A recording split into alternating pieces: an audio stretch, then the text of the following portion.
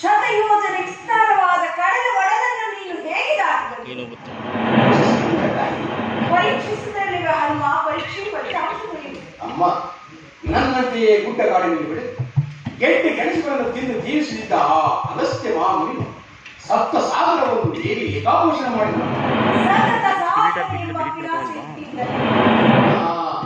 ಅದೇ ಕ್ರಿಯಾಸಿದ್ಧಿ ಎಂಬ ಮಹಾವಿದ್ಯೆ ಎಂದರೆ ಈ ನಿಮ್ಮ ಹನುಮ ಧ್ಯಾನ ಮನನಾದಿ ಸಾಂಖ್ಯ ಯೋಗಗಳನ್ನು, ಶ್ವಾಸ ಬಂಧನಾದಿ ಸಪ್ತ ಹಠ ಯೋಗಗಳನ್ನು, ಅಮ್ಮ ನಿಮ್ಮ ರಮಣನ ನಾಮಸ್ಮರಣೆ ಮಾತ್ರವಿಲ್ಲದೆ ಹೆಂಕಣ ಕಡಲನ್ನು ಕಾವಿ ಯೋಗವಾದಿಯಲ್ಲಿ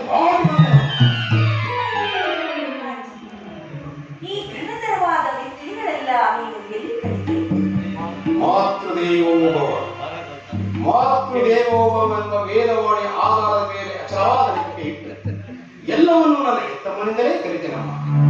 ಅಮ್ಮ, ಈ ಜಗತ್ತಿನಲ್ಲಿ ತಾಯಿಯಿಂದ ಮಿಗಿಲಾದ ಗುರು ದೈವ ಮತ್ತೊಂದಿಲ್ಲವೆಂದೇ ನನ್ನ ನಂಬಿಕೆ. ಹಾಗಾದರೆ ನನ್ನ ಪತಿ ಶ್ರೀರಾಮಚಂದ್ರನಿಂದ ಕಲಿತ ವಿದ್ಯೆ ಯಾವುದು?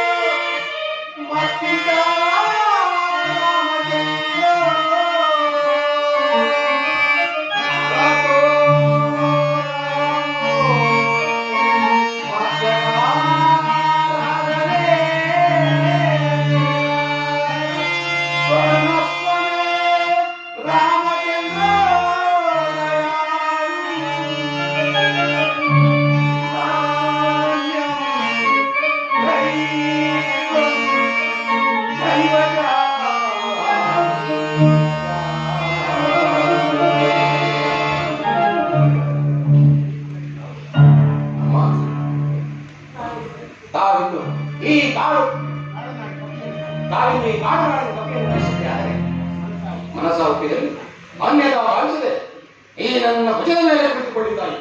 ಕ್ಷಣಾರ್ಧ ಕಾಲದಲ್ಲಿ ಶ್ರೀರಾಮಚಂದ್ರ ಮನೆಗೆ ಕರೆದೊಯ್ದು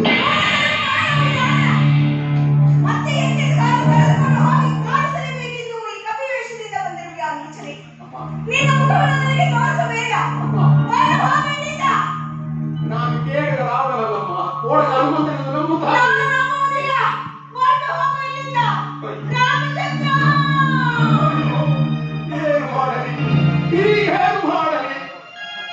ಚಪಲತರವಾದ ಕವಿ ಬುದ್ಧಿ ಮಾದಿಗೆ ನನ್ನಲ್ಲಿದ್ದ ನಂಬಿಕೆಯನ್ನೆಲ್ಲ ಕಳೆದುಕೊಂಡ ಅಂತ ಆಯ್ತಲ್ಲ.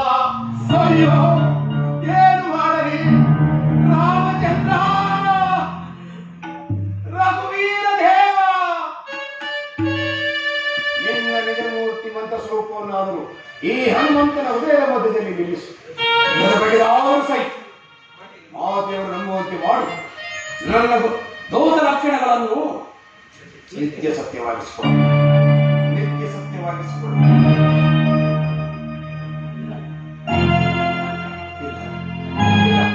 ಇಲ್ಲ, ಎದೆ ಹೊಡೆದುಕೊಂಡರಲ್ಲ, ತಲೆ ಹೊಡೆದುಕೊಂಡರಲ್ಲ.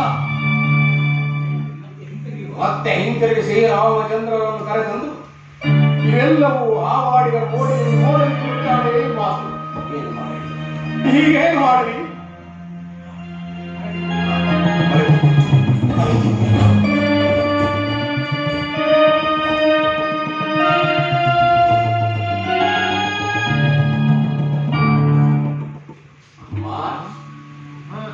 ಅಮ್ಮ,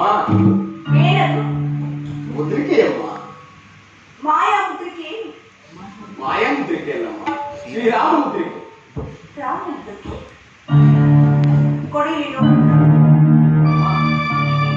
ಇದನ್ನು ನೋಡಿಯಬೇನಾದ ಈಗ ಕೇಳಿದ ರಾವಣನ ಕೂಡದ ಹನುಮಂತನನ್ನು ನಂಬುವೆ ತಾಯಿ. ಸರಿ, ನಂಬುವೆ. ಕೊಡು ಎಂದ ಮಾತ್ರಕ್ಕೆ ಕೊಟ್ಟು ಬಿಡುವ ಮಂಗಣ್ಣ ಅಲ್ಲಮ್ಮ ಈ ಹನುಮ. ಮತ್ತಿನ್ನೇನು ಬೇಕಪ್ಪ? ಅಮ್ಮ, ಹೆತ್ತ ತಾಯಿ ತನ್ನ ಮಗುವನ್ನು ಕರೆಯುವ ಹಾಗೆ ಮಗು ಮಾರುತಿ ಎಂದು ಕರೆಯಬೇಕಮ್ಮ.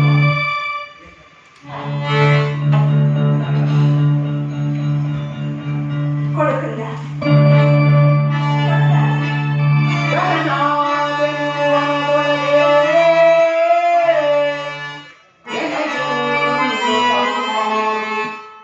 Yeah.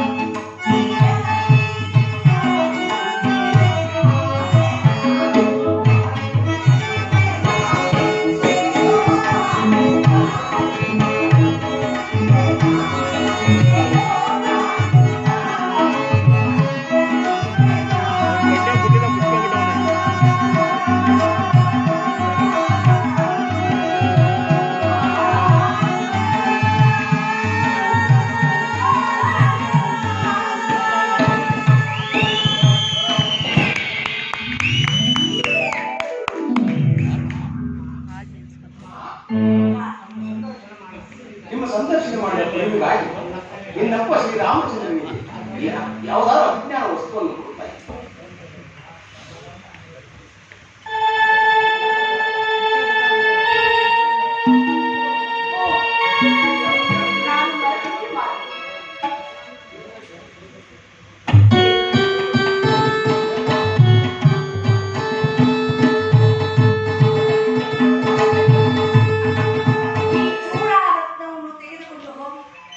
ನನ್ನ ಶ್ರೀರಾಮಚಂದ್ರನಿಗೆ ಆದಷ್ಟು ಬೇಗ ನನ್ನನ್ನು ಕರೆದುಕೊಂಡು ಹೋಗಬೇಕೆಂದು ಹೇಳು ಮಾತು.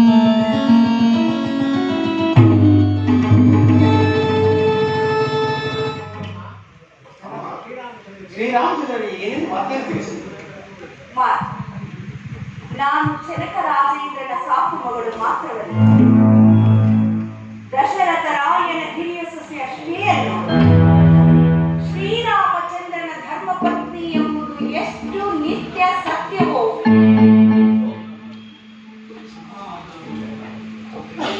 ಮಹಾಬ್ರಾಹ್ಮಣನ ಪ್ರಚಂಡ ರಾವಣನ ಹಿರಿಯ ಮಗಳೆಂಬುದು ಅಷ್ಟೇ ಸತ್ಯ.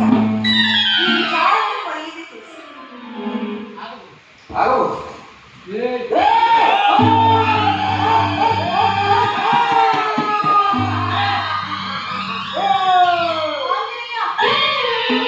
ಘೋರವಾದ ರಾಕ್ಷಸರ ಕಾಟ ಬಹಳವಾಗುತ್ತಿರುವುದು ನೀನು ಬೇಗ ಮರೆಯಾಗಪ್ಪ. ಎದುರಾಳಿ ಲೋಕ ಲೋಕಾಂತರಗಳ ಕಟ್ಟಾಳಿ ವಾರ್ತ್ಯೋ ಆ ಪರನಾರಿಗಳ ಪ್ರಚಂಡ ರಾವಣೇಶ್ವರನ್ನು ಸಂದರ್ಶಿಸಿ ಸಂಧಾನ ಮಾಡಿಕೊಂಡೇ ಹಿಂದಿರುಗಿ ನೀವು ತವರು